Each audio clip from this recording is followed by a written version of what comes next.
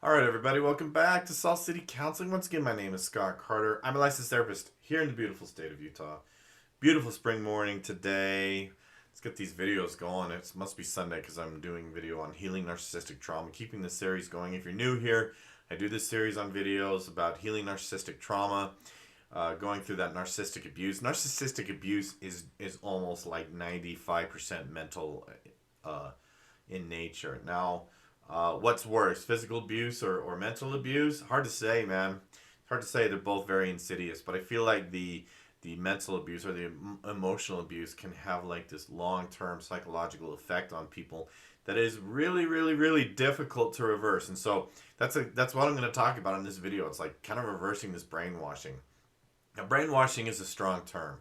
The extreme examples of brainwashing that we have, like in literature or like real cases, are really extreme, right? Very, very, very extreme. But I don't have a better term. This is the most apropos or most accurate term to use to describe what narcissists do to our brains. And they really use that fear. They use that fear and they create fear by the use of a lot of anger. And they also kind of destroy your identity, right? Your identity is kind of taken away from you. You kind of lose it. You lose yourself in this, right? Or you lose that sense of self. They become, they have so much control because they're able to use those elements or those factors to like decimate or kind of destroy that sense of self or a strong sense of self. So in this one, I'm going to talk about like some of the things that you can do and specifically engage in to reverse some of that brainwashing. And again, brainwashing, strong word.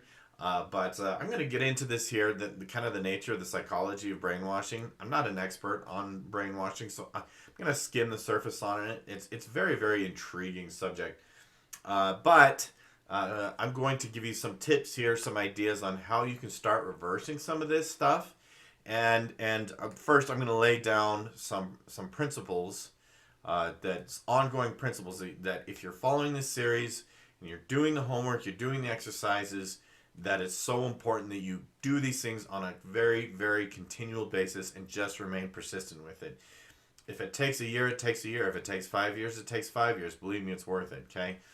I'm not saying it will necessarily take that long. It might. I just sort of depending on the case. But let me get my housekeeping out of the way. If you're new here, I hope that you will subscribe and help me grow my channel, man. Share this video, like this video, comment. You know what to do. Hit the notification bell so that you know when these healing narcissistic traumas are published, usually on Sundays. That's my goal, anyways, is to put these up on Sundays. If you want to ask me a viewer question, leave comments in the section below. You can also send me emails, scottc at saltcitycounseling.com. If you really like my content, please hit the tip jar, man.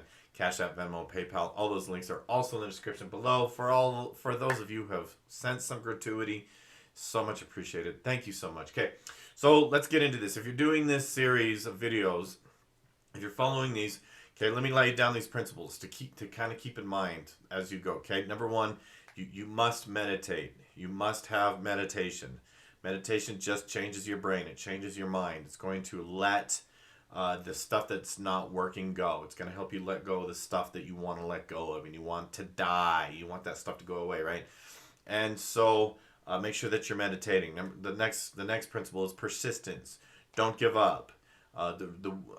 People are able to overcome these things because they don't give up. Be persistent. Okay. Number three is just set deliberate intentions. Be intentional and deliberate about I will overcome this. I will get through this. And use that self-talk. That's probably kind of a different video. Use those self-talk, use those affirmations, and this is actually falling in line with kind of brainwashing yourself. Now, the thing is what's in your mind feels factual and feels truthful. When the fact of the matter is, the things that are in most people's minds are like, how do you put this, right? What percentage of what goes through people's minds is BS? Like, what percentage of what is happening up here is total garbage, right? Hard to say. It's going to vary from person to person, right? But if you're overthinking, then you're going to have more of it. Overthinking, I really believe, is at the root of many, many mental illnesses these days. And so, if you're going to have your mind influenced, it's time to learn to be the one to influence your mind. And be persistent. Do it every day, even if it feels bogus, even if it feels like it's crap, even if it feels like it's not working. Do it anyways. Do it every single day. It'll change. I guarantee it. Okay? So here's one of the things to understand about brainwashing.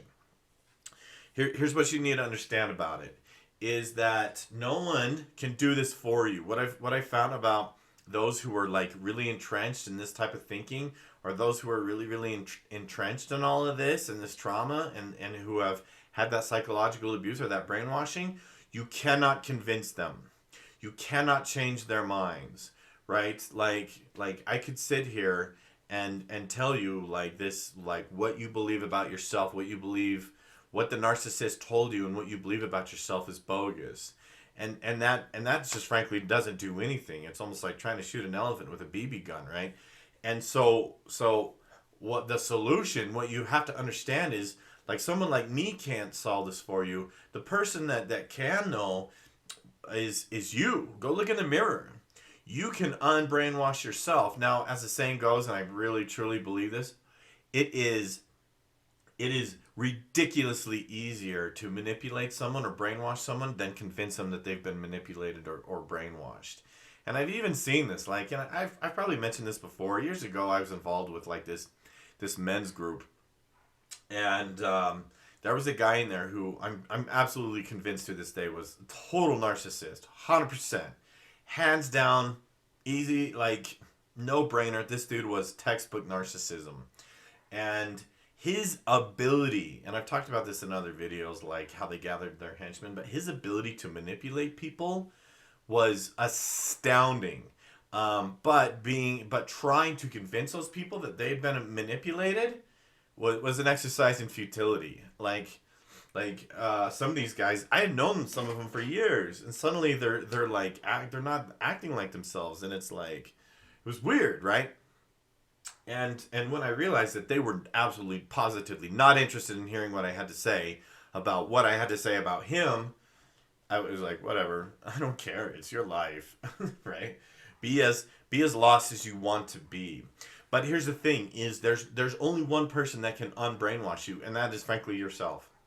And so you must make the decision or the deliberate intention right now, right? I will learn how to unbrainwash myself. This is my identity. I will do what it takes to unbrainwash myself. Only I can do this, okay? And so what you have to do is, again, you have to start implanting the right ideas, and you have to sit with them, and you practice, and you practice, and you practice. Every day you practice. And like with meditation practice, there's a reason why we call it practice, is because it takes practice to get better at it.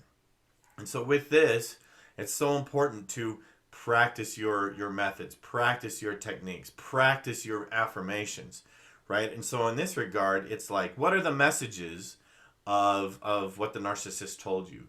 That you're worthless, that you're useless, that you're awful, that you should be afraid, that you're small, that you're powerless, that you're weak. Start implanting the right ideas. I'm strong, I'm powerful, I'm learning how to be strong, I'm learning how to be powerful. Again, I always love the idea of like new self, old self. And you can start implanting ideas of like old self, new self. My new self, right? We got to start mapping this out. I talked about this in other videos. We got to start mapping out, right? What does the new self look like? The new self is unafraid. The new self believes in themselves. The new self sees himself as strong. The new self is not afraid to stand up for themselves. The new self is not afraid to set boundaries, right? Start making these lists.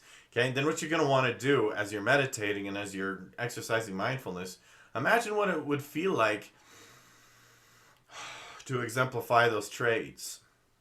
And what would it feel like? What would your life be like? Start mapping this out. Start creating this picture or this vision of your mind. What would your life be like if you did not have this fear, if you did not have these brainwashing, right? But the fact of the matter is, one thing that's going to help you be effective in this process is see the brainwashing, right? And anytime you're like, yeah, but what if, and I want to quit, that's the brainwashing, man. It really is. So you have to start asking yourself, is this me or is this my brainwashing? Is this me or is this the brainwashing? Is this me or is this the brainwashing? So one thing that I do is that if I start seeing thoughts come into my head, this is all comes with the mindfulness and the meditation.